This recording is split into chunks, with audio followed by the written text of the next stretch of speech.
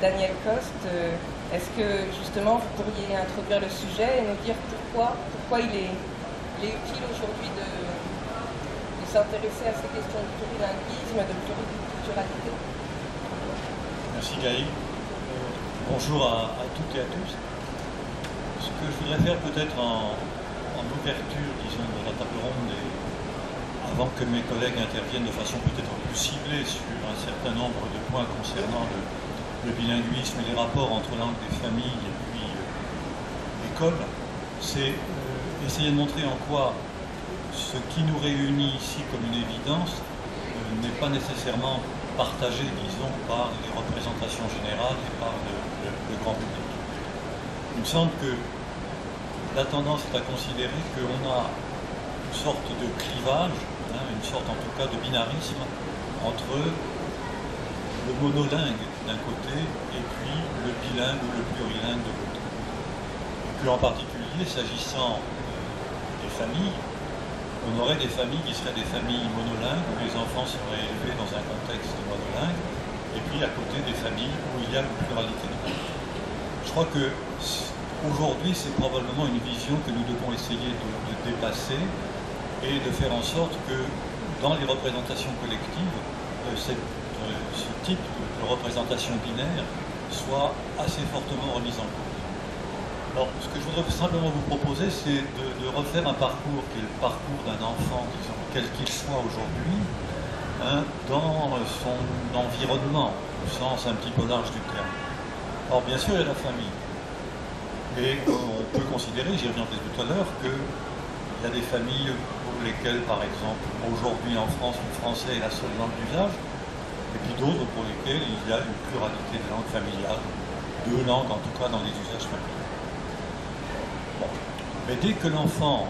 sort de la famille, et j'y reviendrai encore tout à l'heure, on a à l'évidence une exposition autre pour lui, ne serait-ce que dans son environnement urbain, par exemple, le gosse qui est exposé à des affichages divers, qui est exposé à des langues entendues ou vues sur les affiches dans les rues, a tout de suite une expérience de la diversité linguistique qui est certes différenciée, suivant qu'il s'agit d'un enfant parisien et d'un enfant vivant dans une vallée profonde des Alpes, bien sûr, mais on a tout de suite quelque chose qui va aller dans le sens, non pas du mono, mais déjà du pluri,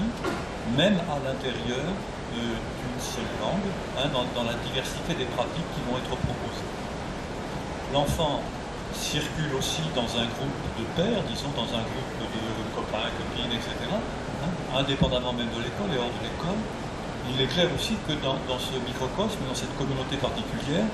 il va avoir affaire à des variétés langagières qui ne sont pas celles de la famille, qui ne correspondaient pas nécessairement aux normes familiales, en termes de comportement langagier, en termes de mots qu'on peut dire ou qu'on ne peut pas dire, etc. Je vais pas développer ça tout au long, mais je crois que la logique que je suggère ici, c'est que on a affaire, dans nos sociétés contemporaines, de plus en plus, à des enfants qui, dès le plus jeune âge, vont être exposés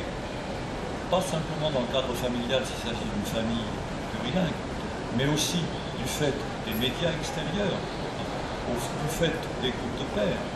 du fait des communautés sportives, religieuses, etc., auxquelles l'enfant est amené à participer,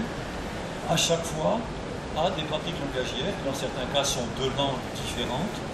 dans d'autres cas, simplement de variétés différentes, de genres discursifs différents, à l'intérieur d'une même langue. Alors bien sûr, l'école va enrichir tout cela ensuite, mais on a déjà au départ quelque chose qui repose sur une exposition de l'enfant à la diversité linguistique et culturelle.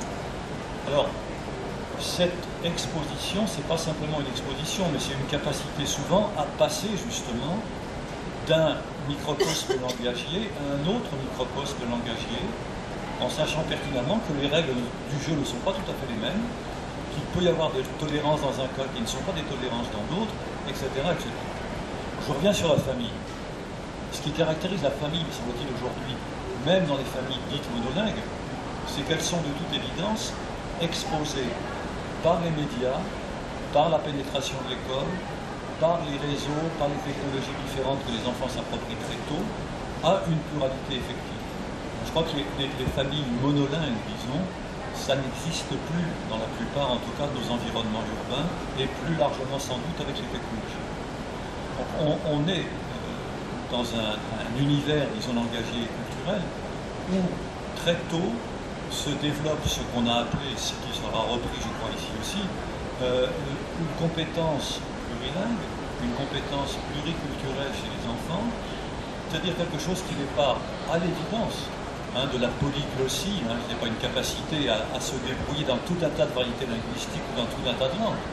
mais c'est déjà une pratique, une sensibilisation, une réflexion dans certains cas, une prise de conscience de la diversité linguistique qui nous entoure et qu'on a à gérer. Je crois que ça vient très très tôt chez l'enfant, en termes d'exposition, en termes de pratique, en termes de représentation, qu'il suffit peut-être ensuite à l'école de reprendre en charge, de véritablement conscientiser, mais qui sont là présentes tout de suite. Et ces expériences de compétences plurilingues et pluriculturelles, elles sont différenciées d'entrée de jeu. C'est-à-dire que les variétés que l'enfant maîtrise, celles auxquelles il est exposé, n'ont certainement pas la même valeur, disons, affective, la même valeur cognitive, la même valeur d'appartenance. Bon, il y a des différenciations. Et c'est ce complexe très tôt mis en place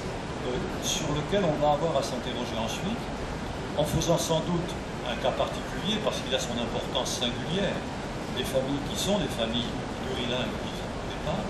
mais en prenant bien, je crois, en compte le fait que ça n'est pas une exception, ça n'est pas quelque chose qui serait un pôle opposé à un autre pôle, mais que c'est simplement, disons, un positionnement sur un continuum où il y a partout, tout au long, de la pluralité langagière et culturelle. Merci Daniel Coste. Donc on l'a vu, beaucoup d'enfants,